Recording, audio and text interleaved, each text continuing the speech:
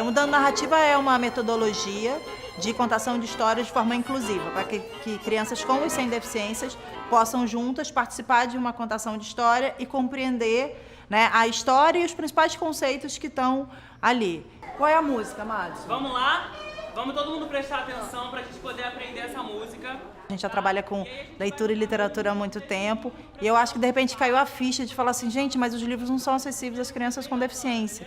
Né? Como é que uma criança se desenvolve sem acesso ao livro? Né? Como é que uma criança constrói imaginário, constrói todo esse conhecimento, esse repertório de mundo sem conhecer as histórias, sem ter acesso às ilustrações, às narrativas. Além do livro, você pode ter outros elementos que compõem, né, uma imersão da criança no mundo da fantasia, da leitura, e aí surgiu a coisa do tapete, das fantasias, do cortejo. Aí veio... Como isso é bom, como isso é belo, como isso é bom demais. Olhai, olhai, admirai, como isso é bom demais. Olhai, olhai, admirai, como isso é bom demais. Mudando a narrativa é esse lugar de esperar o diferente, de acolher o diferente, de acolher o inesperado. Quando eu soube da proposta num todo, eu falei, cara, que genial. Eu vou poder tocar as pessoas de forma diferente, vou poder contar de forma diferente, vou poder me expressar usando muito mais do que a fala, né? Como isso é bom, como isso é belo, como isso é bom demais. Os recursos do Mudando a Narrativa, eles ecoam assim em mim. Você tem uma estrutura básica, que é esse tapete, que não é um recurso novo, mas ele é renovador. Eu sempre penso nesse sentido, né? Vocês estão vendo aqui, o livro tem os pontinhos? Vocês já viram o livro com esses pontinhos antes? Pois é, aqueles pontinhos ali também é um alfabeto, são palavras. São palavras que as pessoas que são cegas ou que têm baixa visão, elas podem ler. Só que ao invés de ler com os olhos, elas leem com a ponta dos dedos. Elas passam a mão e sentem o que está escrito e fazem leitura assim. Então ele vai fazer o que antigamente, nas rodas entre as contadoras de histórias, entre os contadores, né? Ficava ali naquele plano bidimensional do tapete, do tecido, do urdido ali, né? do plano.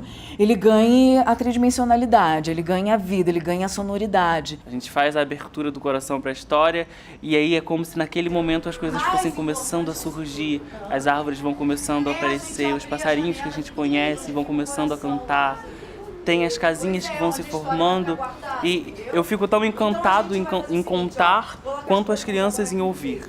Pra gente abrir essa janela pra história entrar. Vamos respirar bem fundo, respira.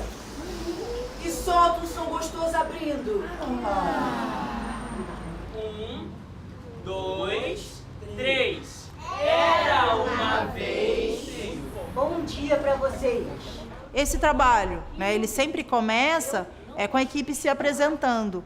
E é muito interessante porque as crianças, quando sabem que tem uma pessoa cega na equipe, eles ficam assim, mas o cego lê livro? Como é que lê se não enxerga? E como é que você chegou até aqui? E como é que você sabe onde é que eu tô? Né? E aí vai quebrando também todos esses estereótipos que a gente já tem das impossibilidades das pessoas com deficiência, mostrando que, na verdade, a deficiência ela é uma característica que pode não ser limitadora de uma vida plena da pessoa. Então ele pensou, uma casa de tijolo? Não, é muito dura. Uma casa de madeira? Também não. Uma casa de... palha. Uma casa de palha é ideal. Não é só você contar a história, é você estar dentro dela. Uma história no livro é uma história que uma pessoa contou e essa pessoa às vezes já está longe, né? Agora é diferente quando você conta a história e você está próximo. Eu não vou abrir minha porta. Eu vou soprar essa casa, hein? Eu não vou abrir. Eu vou soprar. Eu falei que eu não vou abrir. Eu vou soprar. Eu falei que eu não vou abrir. Mas eu vou soprar. Eu não vou abrir. Mas eu vou soprar. Te prometo que eu não vou. Junto ar. Junto ar. Junto ar. Vai lá, sua ajuda. E a casa começou a tremer, a voar aí. Eu vim com os meus 2 filhos, o Bernardo, que tem síndrome de Down, ele tem 3 anos, e com a minha caçula, Maria Júlia, que tem 1 ano. O Bernardo, eu percebo que é uma história assim, contada de forma tradicional, muitas vezes ele não consegue manter a atenção dele por muito tempo. E da forma como foi hoje, ele ficou super atento à historinha inteira. O lobo entrou. Ele caiu direto dentro do caldeirão. E quando isso aconteceu? Ó, existem muitos finais, muitas histórias que dizem várias coisas, mas a gente vai ficar com esse final, bem leve. O lobo queimou o rabo no caldeirão, mas queimou tanto, que saiu uivando, gritando, cacarejando, tudo do mesmo jeito, ele falava várias línguas. Se jogou no lago, mas não apagava de jeito nenhum. A primeira contação que a gente fez, inclusive, foi para um grupo de adolescentes. E a gente focou na questão da estrutura de família, da diferença, do respeito à diferença. Com as crianças, já é um foguetório, né, que acontece, enfim, porque elas o tempo todo elas estão respondendo para a gente. E cada criança, uma pessoa com síndrome de Down, uma criança com síndrome de Down, ela vai trazer as respostas que ela quer trazer para mim, que ela pode trazer para mim. Assim como uma criança neurotípica, assim como vai ter contação que ninguém vai se manifestar. E você tem que estar preparado para isso também. Então, não tem diferença por conta da deficiência, mas tem diferença no como você acolhe o inesperado, quando o inesperado chega a você. Além dos três juntos, eles decidiram que iriam chamar o papai e a mamãe porca pra poder morarem junto com eles. Vamos fazer uma porcaria. Exatamente como era no início da história. E aí, o que aconteceu com eles? Eles viveram felizes para sempre. Olha a história. Mais uma história. Eu acredito que quando você começa a trabalhar com essa ótica, mudar esse olhar, né, mudar a narrativa na infância, você tem não só a chance de ter uma sociedade mais inclusiva, como a chance de criar uma cultura inclusiva, né? Você criar uma cultura de que a deficiência do outro não seja uma questão, né? É uma característica do outro, assim como é uma característica usar óculos, assim como é uma característica...